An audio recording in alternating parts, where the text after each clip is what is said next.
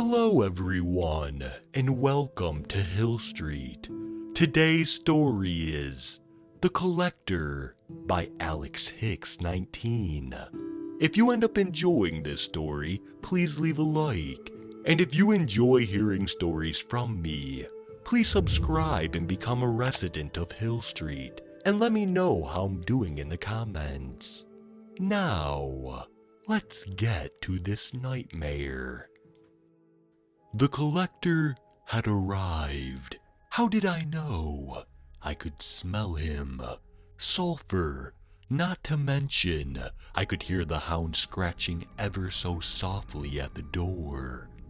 Regret was the most prominent emotion, with fear a close second. Being a good-looking early 20s man, I thought I'd make the most of the 10 years he had given me. The meager 10 years I had to enjoy the fame, success, and money he had given me, in exchange for the one possession I had since come to realize is more important than any materialistic item anyone could ever have. And now I had lived out my given years, and it was time to pay him what was owed. Was it worth it? Certainly not. I mean, sure, it was great driving the latest cars, dating the most beautiful women, and being on the front covers of numerous magazines. Not to mention dining in multiple foreign countries many times during a week. But now, it had come to a very startling and abrupt end. Honestly, I didn't even notice 10 years had flown by. Well, whether or not I had noticed it, my time was up.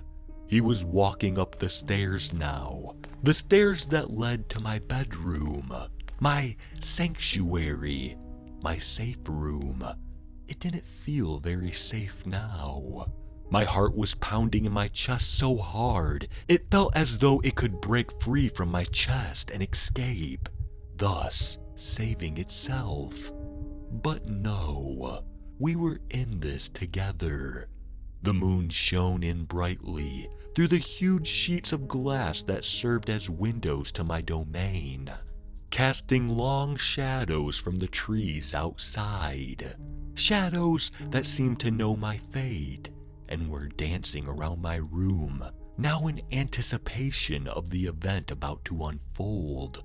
Once he reached my room, his ascent up the stairs seemed to be taking forever, and the damn hounds of hell stood vigil at my door, scratching, assuring me that they were there and ready to tear me apart in the event I foolishly tried to run for it.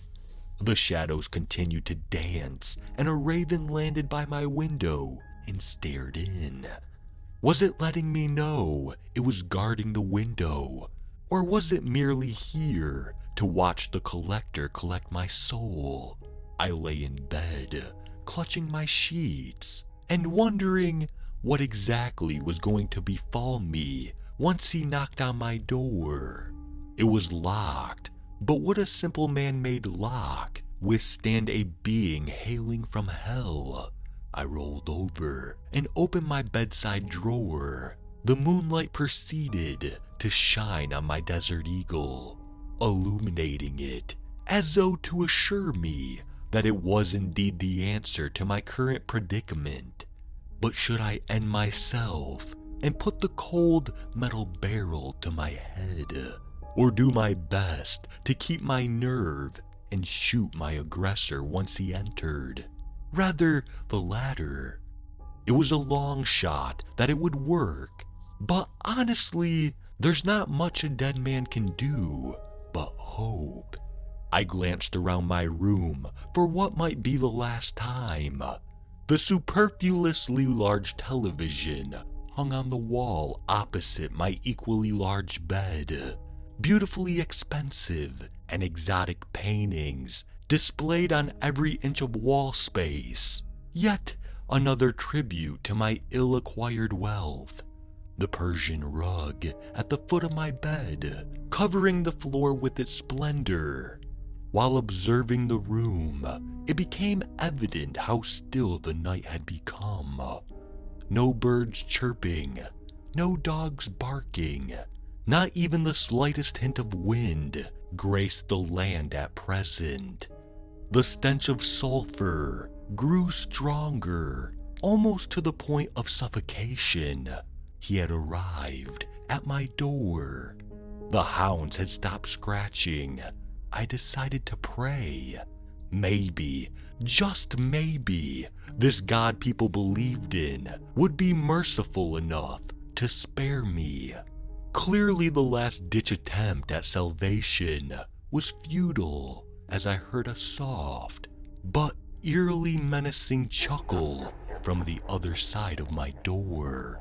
He did not speak nor knock. He seemed to be relishing in my fear and anticipation of what was to come by standing outside and laughing at me. I wondered what he looked like. Would he look human? What would he use to accumulate my soul? Would it hurt? What would happen after he did it? Was there any way to perhaps bargain for a few extra years of life, even if reduced to poverty?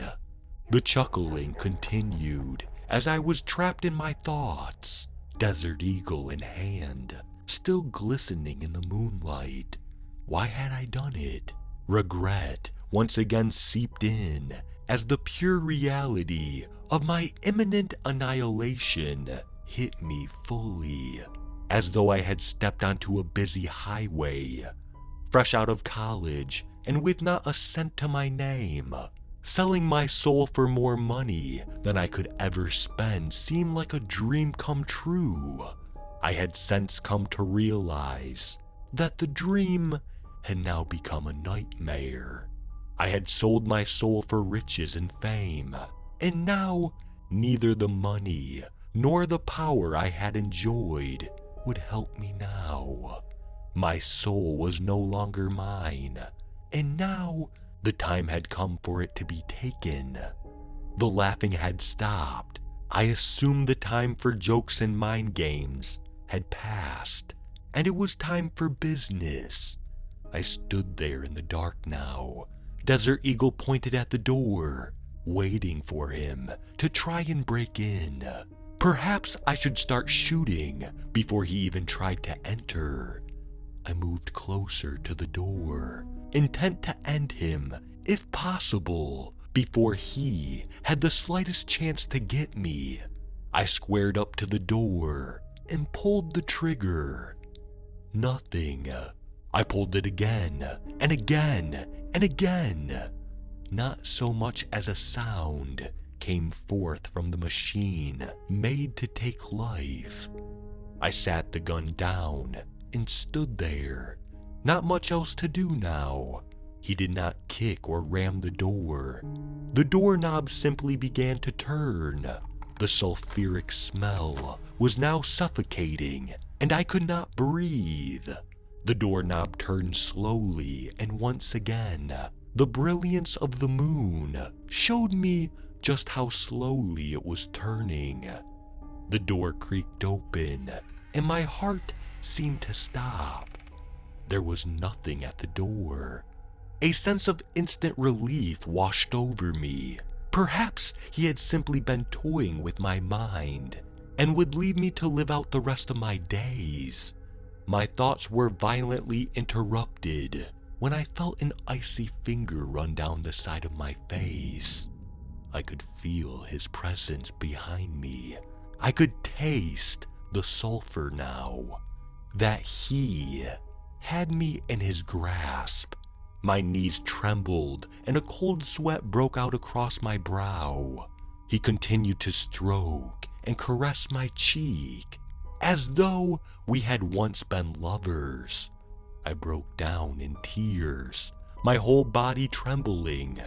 How I wanted to turn and get a look at the creature that had opened my door, only to appear behind me. I could not find the strength, nor the courage to face my doom. I grew faint and felt my knees give in, but I did not fall. He was holding me up, supporting me. His face, or whatever he possessed, neared my ear from behind. "It's time to go," he said softly, almost seductively, and we went into the darkness.